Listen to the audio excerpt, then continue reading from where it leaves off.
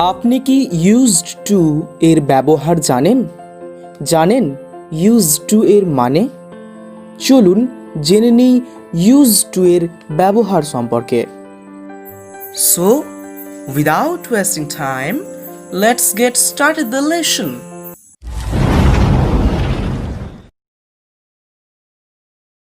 এখানে used to এর দুটি ব্যবহার লক্ষণীয়। Number 1, structure.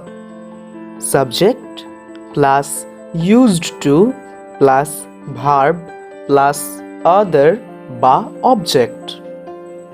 এই গঠনে ত, তেন, তাম ইত্যাদি নির্দেশ করে এটা অতীতের অভ্যাসকে নির্দেশ করে। চলুন উদাহরণের মাধ্যমে বোঝা যাক। He used to smoke. সে ধূমপান করত, অর্থাৎ সে আগে ধূমপান করত কিন্তু এখন করে না। Number 2, John used to recite poetry, অর্থাৎ জন কবিতা আবৃত্তি করত কিন্তু এখন করে না। এতক্ষণ জানলাম অতীতের অভ্যাস বোঝাতে কিভাবে ইউজ টু ব্যবহার করা হয়।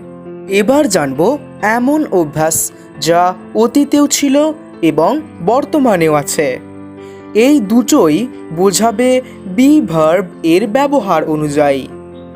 স্ট্রাকচার বা গঠন, subject plus be plus used to plus verb plus ING plus others. চলুন উদাহরণ দিয়ে বোঝার চেষ্টা করি।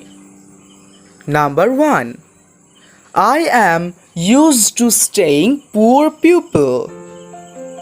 গরিব মানুষদের সাথে আমার থাকার অভ্যাস আছে। Number 2, the boy was used to mistaking. ছেলেটির ভুল করার অভ্যাস ছিল। Number 3, the baby will be used to calling mother in future.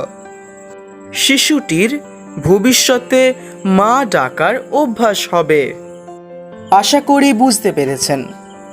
যদি আপনি শিখে থাকেন ইউজ টু এর ব্যবহার, তাহলে দয়া করে কমেন্ট বক্সে ইউজ টু দিয়ে একটি বাক্য লেখার চেষ্টা করুন। তাতে আপনারা এই বিষয়টি সম্পর্কে আরও ভালোভাবে বুঝতে পারবেন। আজকের ভিডিওটি এই পর্যন্তই। আশা করি ভিডিওটি আকর্ষণীয় লেগেছে। যদি সত্যিই ভালো লেগে থাকে তাহলে প্লিজ লাইক করুন এবং আপনার মতামত জানিয়ে যান কমেন্ট বক্সে। এবং আপনি যদি আমাদের চ্যানেলে নতুন হয়ে থাকেন তাহলে প্লিজ সাবস্ক্রাইব করে আমাদের পাশে থাকুন।